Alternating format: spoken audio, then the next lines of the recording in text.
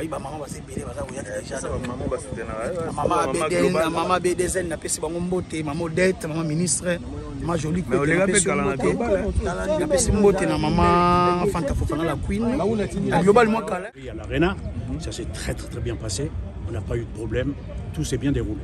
Donc maintenant, ce qu'on veut faire ici, moi je donne mon expérience de Paris, je donne mon expérience. Festival, il y a moyen il y a karaté à parce que il y a la musique babini.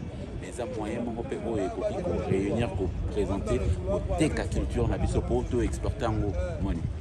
Oui, qu'il y ait et que d'ailleurs, donc ça, parce que tant que papa a découvrir le langue na biso ya kolamba bazo ko découvrir ba écrivain na biso par exemple littérature na biso mais c'est comme ça que ba ozala peut-être te au moins na esengo po bazwa yango ba kende ko mema yango pe na bamboka na bango ba kende présenter tala lo langue ba tala ba écrivain ba ko tala lo langue lambe na bango tala donc c'est ça un festival et donc changement tozo luka manière au tozo luka te capé culture na biso za lo langue donc ba ya ko découvrir ce que langue wana oyo to présenter Congo, pour représenter la culture et Congo. Merci beaucoup. Merci beaucoup. Michel Baz. Yes. Michel Baz, par rapport à Nengi Ozomone, la forme et un festival. Donc, tout le monde a des artistes qui ont une visibilité dans le festival. Bien sûr que oui, parce que contrairement à ce que nombreux pensent, c'est parce que bon, moi, ils appellent peut-être que Yango Tozolinga, peuple n'a pas inculqué par manière. Festival les alaka te va inviter à ba starter. Certes ba grosse tête et ba boyi ko mais festival les appels moyens moko ya pour exposer ba talent pour asika pour découvrir bango parce que l'artiste ba belé dans monde. Mais ça ba plateforme moko ba espace moko ko permettre que bo ba exposer artiste pour ba découvrir ba talent avant. Donc ça c'est sûr et certain le fait ba boya ba mona ba tout ba talent il y a sika ba ou ba artiste asika va nous présenter et donc c'est sûr et certain c'est ça l'objectif de festival. D'abord Paul na kati ya structure oyo ya festival la structure à festival ngana directeur artistique donc hormis le côté directeur artistique je m'occupe aussi de la direction musicale parce que les artistes ba monta libanda ba koya na bango on a constitué une équipe sur place pour accompagner les artistes en alliance donc un rôle nangeza sikolo ya ko réunir en musique wana nyonso ba artistes wana et ya ko travailler na équipe au baza awa sur place pour accompagner l'artiste wana nyonso ba invité wana donc pour ça le côté artistique en tant que directeur artistique ils ont la vision moni la festival ndenge toza que travailler ensemble na équipe ko pesa pe ba idée par rapport à la vision ndenge ni festival et pour la ndenge to ko étendre yango moni to ko peut-être limiter car la musique mais il faut to yeba penen to ko présenter par exemple dans le littérature na biso et tout ça c'est ça aussi mon rôle en tant que directeur artistique.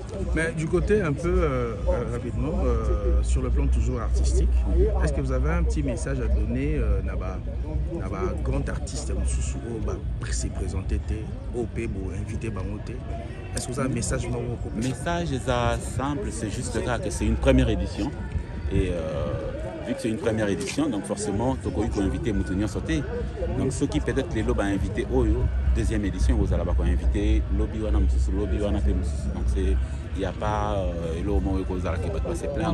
Michel Baz, par rapport à rôle aux festival, le lobby qui est rassembler les instrumentalistes pour accompagner surtout les artistes au barreau taliban. Mais par rapport à plus de 40 quelques messieurs, les arrêtés pour la répétition. Non, même pas. Après, au moins, tu seras obligé peut-être de dévoiler l'union autant que ça là. Tant que vous avez exposé peut-être dans les médias, ça dit tout bien que 3-4 mois en avance, déjà tout banaï que ça là, mais dans la coulisse. Donc ça se peut peut-être que l'artiste déjà, on va travailler. On va travailler déjà, on va se réunir, ça va travailler. Ils ont déjà collé déjà. Vous travaillez dans Banaïna? Mais non, il faut la paix surprise pour y aller au monde. Pour ça, tu vas nous dévoiler peignon aussi que vous allez peine l'ingénieur. Il y a des conditions, on va trop Liban par rapport à des conditions du festival. Est-ce que on a la République démocratique du Congo précisément à Kinshasa, les conditions du festival les a vraiment respectées? Mais jusque là, par rapport à autres présentés, une page officielle, il y a pas de la condition de la respecter. Tu veux prendre la muraille pour filtrer les gens de la vraiment respecté. Merci. En tout cas, monsieur, bonjour monsieur. Ok. Monsieur José. Ok, Bonjour. monsieur José. Awuti Paris. Ok. Yémouta Salaki sécurité Adidas Arena. Ok, Donc, c'est José. pendant une équipe tout est Salaki Adidas Arena. Il y a beaucoup il y a la sécurité, il y a la son, il y a la lumière, il y a la DA. Donc tout. Ok. Donc déjà monsieur José, ça fait 3 jours donc il faut la sécurité. Est-ce que monsieur José, vous avez un petit mot à ajouter? Alors déjà moi je suis très content de venir ici à Kinshasa parce qu'il y a 50 ans en arrière, je regardais le combat qui était ici. Ok. Et ce combat que j'ai regardé à 3 h du matin au Palais des Sports, parce que déjà j'étais en sécu au Palais des Sports, donc ça m'est resté marqué ici. Okay. Et François qui m'a invité à venir ici à Kinshasa pour faire cet événement qui va être un très grand événement. On a fait l'événement déjà de Ferré à Paris à l'Arena, ça s'est très bien passé, on n'a pas eu de problème, tout s'est bien déroulé. Donc maintenant ce qu'on veut faire ici, moi je donne mon expérience de Paris, je donne mon expérience de plus de 60 ans dans la sécurité. Donc, ce qu'on veut faire, c'est essayer de faire quelque chose de très bien ici. On veut que ça se passe très bien. On veut que les gens, que quand ils partent, qu'ils aient un événement terrible dans leur tête. Ça va leur rester marqué, comme il y a 50 ans en arrière, comme Mohamed Ali. Okay. Voilà. Mais en termes de sécurité, est-ce que vous nous assurez quand même que bon, il y aura vraiment la sécurité? Parce qu'on est à Kinshasa. C'est pas, alors, ici, c'est pas Paris. Hein. Je suis entièrement d'accord avec vous. Ouais. Seulement, ce qu'il y a, c'est que moi, j'ai pas ma sécurité. Ah, okay. Donc, j'ai la sécurité d'ici. Voilà. Donc, je suis obligé de m'appuyer sur eux. Moi, dans cet événement-là, je serai un régisseur complet. Okay. Et ce qu'il y a, c'est que si par exemple il y a un événement, ils m'appellent et je leur dis ce qu'il faut faire ou pas faire.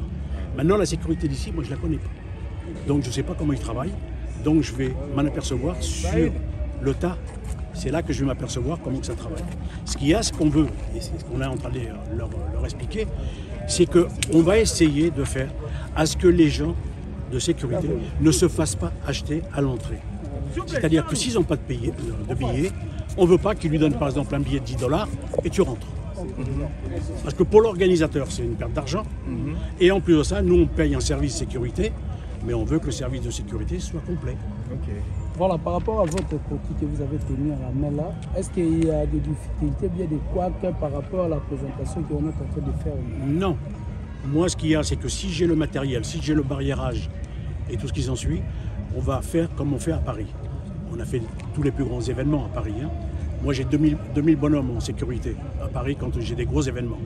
Donc, on va essayer d'avoir du matériel et tracer des barriérages dans tous les sens. C'est-à-dire que les gens, ils vont être déjà filtrés à l'entrée là-bas. Quand ils vont arriver ici, il va y avoir un deuxième filtrage et le troisième filtrage qui va se faire par le scan des billets. Voilà. Si ça se passe comme ça, on n'aura pas de problème. Voilà, et en plus de ça, j'ai Saïd qui est ma protection personnelle. Bonjour. Salut. Biso to bana mboka.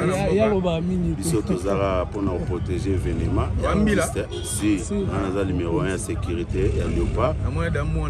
Et puis tous un service de renseignement et présidence. Des membres dans site na biso toujours accompagner Mupaya pour rapporter à la mapette na bana mboka. Il faut accompagner en matière de sécurité. Événement les gars bien, bah continuer à rapport à bien et puis on continue la suite. Merci. Voilà. Beaucoup. Merci beaucoup. Allez, ensemble.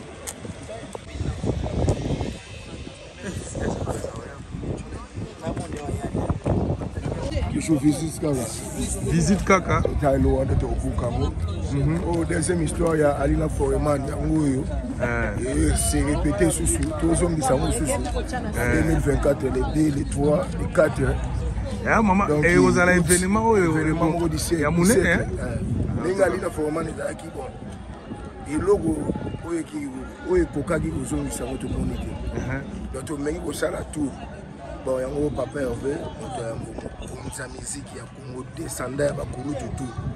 Je suis le Canisiwana, il y a au Salango, à Congolais, message, à Quinois, à la nuance sur l'Afrique. Ils ont les moyens de c'était, ils ont les moyens d'Afrique, puis ils ont les moyens du monde entier. Donc, toujours inviter Bino tout aux Ala. Je veux dire, faire rigoler les padres, à Salane Marababie, à Force Araté. Abi Mouto à Force Aga, Mouto à Force Aga, il y a des motos.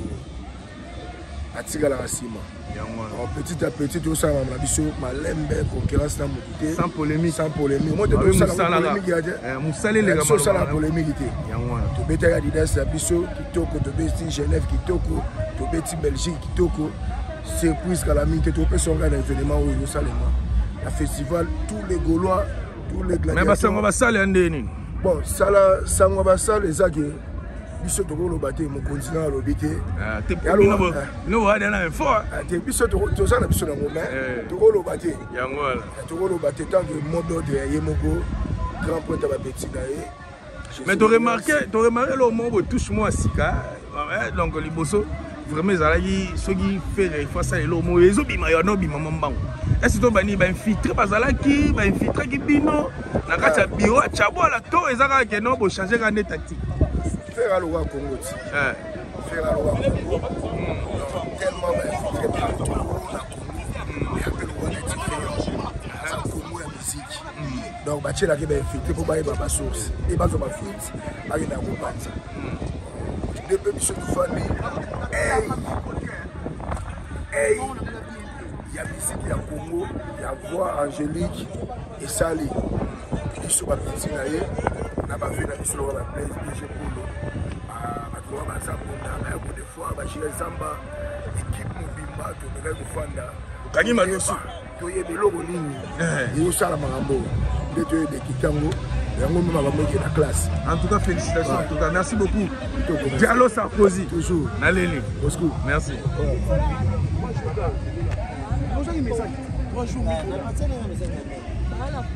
Gouve le Golo à Soda et Mbodi. C'est Gola. Il y a déjà carnaval les autres salama. Venez acheter les billets. Donc, les autres, l'état des billets, tu as mon Konzamboka, quand il est donc, tous les gars en ligne, billets à 5 $ et en ligne à gradin, billets à 20 $ et sali, billets à 100 $ et ali, billets à 200 et ali, billets à 150. Donc, tous les négros, pour ça. Il y a des billets en ligne. Il y a des billets arena. Il y a des billets à Festigola. Il y a un village Festigola. Il y a gratuit, mais il faut le code de QR code. Il y a un téléphone Android. Mais il y a des motos qui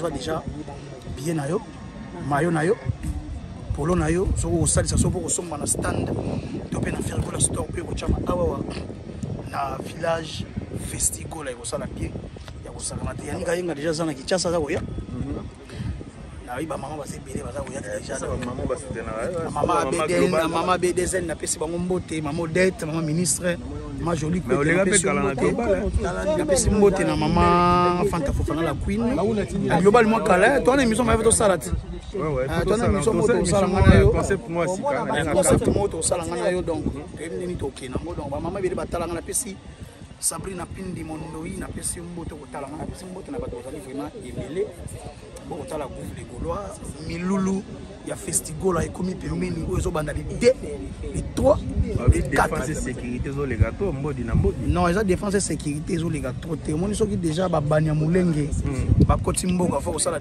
ministre de défense et sécurité donc faut ça la checking spirituel to pe checking physique donc ça va ça sec et on a ça na lavage à sec c'est daken na chaki daken permangana te salaki na balu ça ki bango a ki douleur so wa kufa molimo ne pema en désordre donc na ça la défense elle est pas pour ça vraiment Gaulois la beauté na maternité à Gaulois na kufa Gaulois au musée Laurent Désiré Kabila Loba n'est jamais trahi l'écho les Congo merci donc voilà mon staff tout ça bah il y a bazan na batari ndango bazan donc voilà